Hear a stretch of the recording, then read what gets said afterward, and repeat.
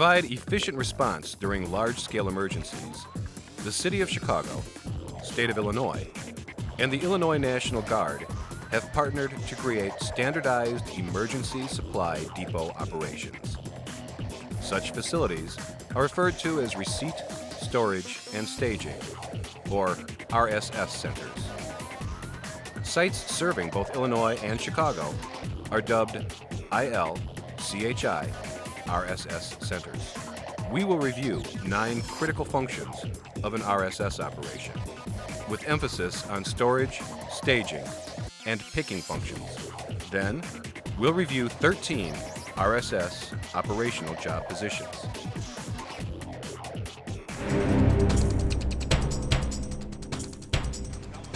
The Centers for Disease Control and Prevention's Strategic National Stockpile, or CDC-SNS, and other emergency material enter an RSS at a shipping and receiving station.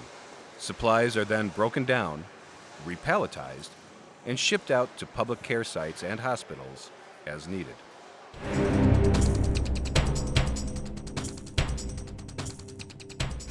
Incoming material is organized in RSS storage zones.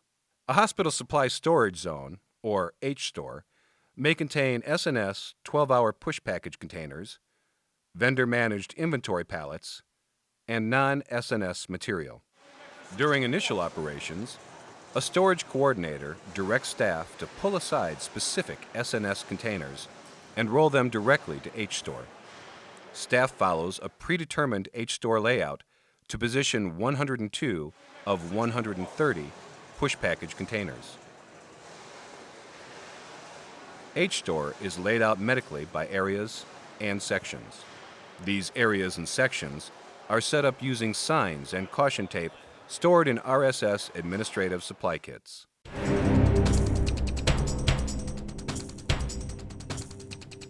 An inventory manager, staff, and an incoming supply coordinator are responsible for tracking RSS inventory. There may be emergencies where supplies are limited, and rationing or product substitution must occur. For such events, clinical decision-making is needed, and the inventory manager works with health department medical authorities on hand. After medical input, supply pick lists are created for each delivery destination. The lists are forwarded to RSS staging zones for picking and palletization of initial hospital and dispensing vaccination center, or DVC, supply kits. DVCs, typically school gymnasiums, are where the public will be dispensed or administered protective medications in response to a large-scale public health emergency. They are also known as points of dispensing, or pods.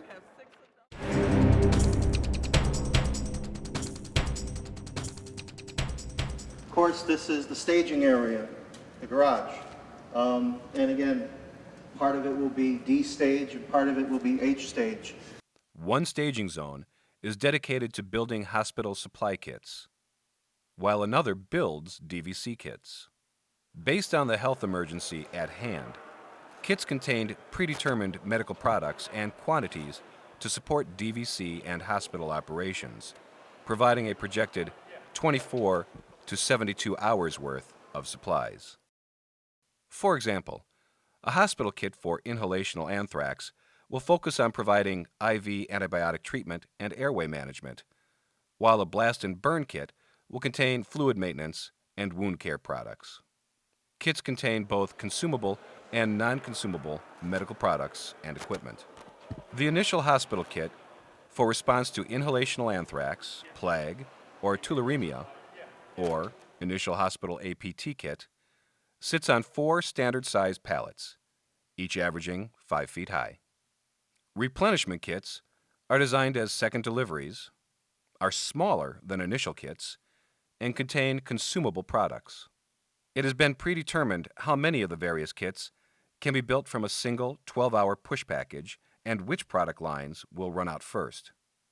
25 initial hospital APT kits can be built from one push package, but we will run out of the necessary quantities of morphine and midazolam very early on. With these projections in hand, we can request upfront from CDC additional quantities of these items to prevent shortages.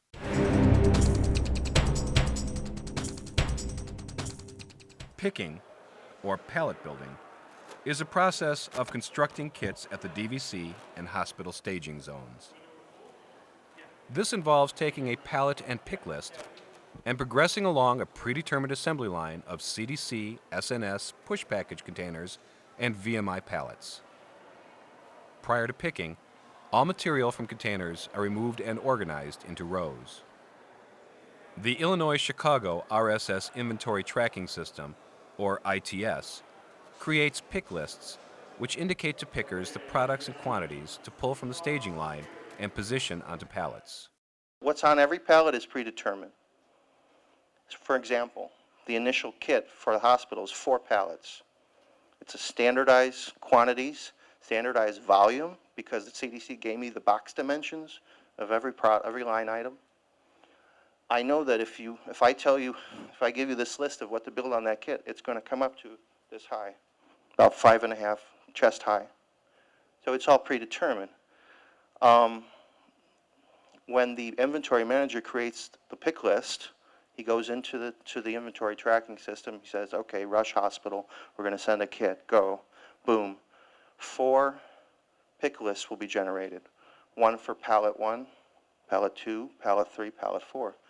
Then the inventory people turn those 4 pick lists over to the staging people, the coordinator, the boss at the staging area, and say, here, give these to your pickers and build these 4 pallets. They build them 4 pallets. Then 4 pallets marry and meet each other at the end. You got a kit. So predetermined, but it can change because things can run out, as I mentioned before, or there might be a need to do a substitution.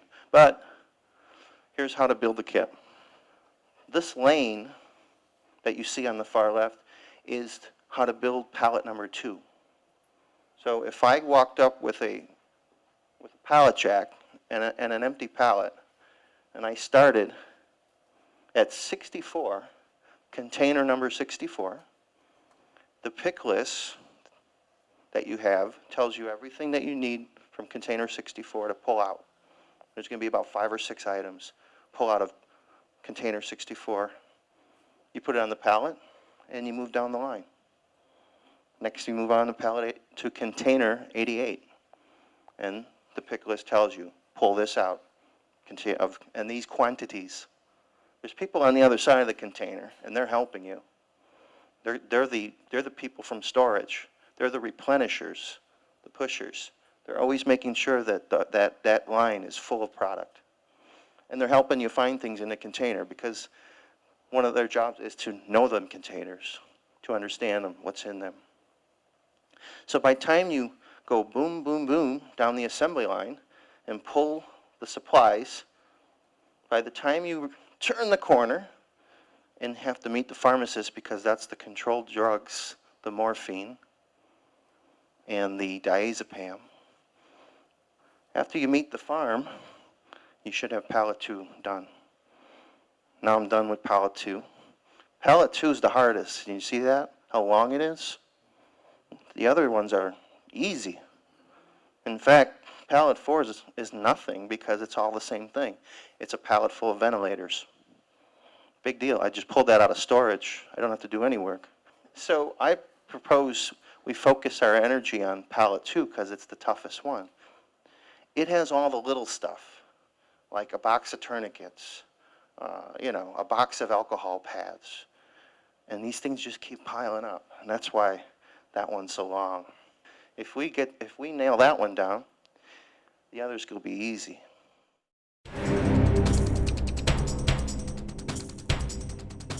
Replenishment is a function of ensuring a continuous supply of product at the staging zones. This involves transferring product from storage to staging zones. Storage staff monitor their assigned staging area, anticipate shortages, and pull stock from storage accordingly. Storage staff must develop a strong content and organizational familiarity with their assigned staging and storage areas. Additionally, It is they who empty containers and organize product into rows, helping to speed up the picking process.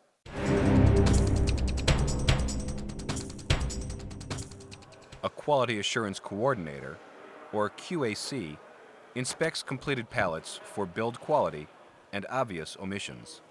After shrink wrapping, the QAC performs a second and final inspection. Individual pallets are then brought together to make one kit. An initial hospital supply kit for response to inhalational anthrax, plague, or tularemia consists of 4 pallets.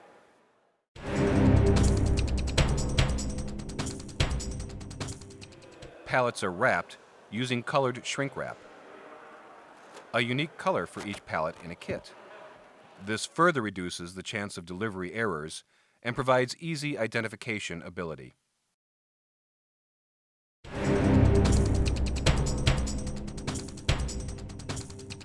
A loadmaster receives the kits at the loading station and positions them at shipping and receiving according to delivery routes and destinations. The loadmaster ensures that trucks are loaded in an order that accommodates the delivery schedules and coordinates with an RSS transportation manager, verifying kit arrivals at destinations and closing out shipping tickets. Now that you've seen how RSS operations will run, let's focus on the people behind the scenes who provide support. Let's look at the RSS organizational chart to review the operational jobs we mentioned and go into more detail. All RSS staff are organized into 4 sections. The operations section is the focus of activity. Other sections support operations to ensure it runs smooth and efficiently. Within operations are 2 functions, warehouse and security. For the purpose of this training, our main focus is warehouse operations. A warehouse manager should not have any other collateral duties during an event. The WM has overall responsibility for material receipt, storage, staging, shipping, warehouse safety, and operations staff supervision. The WM also oversees requests of additional supplies from CDC-S&S, management of non-S&S material, prophylaxis of staff, and facility security. A receiving coordinator supervises material handlers who operate forklifts and perform onloading and offloading duties. DVC and hospital staging coordinators oversee pickers for their respective zones. Pickers are also referred to as kit builders. Picking is a critical task, and the pace of the picker will greatly affect the kit processing rate. Pickers also assist as needed with RSS setup and the receiving function. At hospital staging, pickers select product removed from containers and organized by storage staff to build hospital kits. Pickers use pick lists printed by the inventory management staff to determine which products and quantities to select. Staging coordinators provide pickers with pick lists and oversee staging activities. Building a pallet with various sized boxes takes practice. Pallet number 2 of the initial hospital APT kit utilizes a bulk cargo container pallet with sidewalls, as many small-sized boxes are involved. A quality assurance, or QA coordinator, inspects pallets before and after shrink wrapping to rough inventory and to ensure stability of the pallets. After inspection, the QA coordinator applies a shipping label and forwards the load to the shipping and receiving area. A loadmaster receives the kits and supervises loading staff and material handlers. The loadmaster is the last to see the kits off to respective destinations and must ensure the trailers are loaded to accommodate the predetermined sequence of deliveries. QA float staff are public health authorities observing all RSS functions to ensure proper handling, storage, and security of supplies. And as in all operations, there will be runners on hand to assist in all aspects. On behalf of the State of Illinois, the City of Chicago, and the Illinois National Guard, we thank you for supporting state and city emergency response supply distribution missions. Advanced training and preparation for emergencies will ensure we'll be ready when our citizens need us.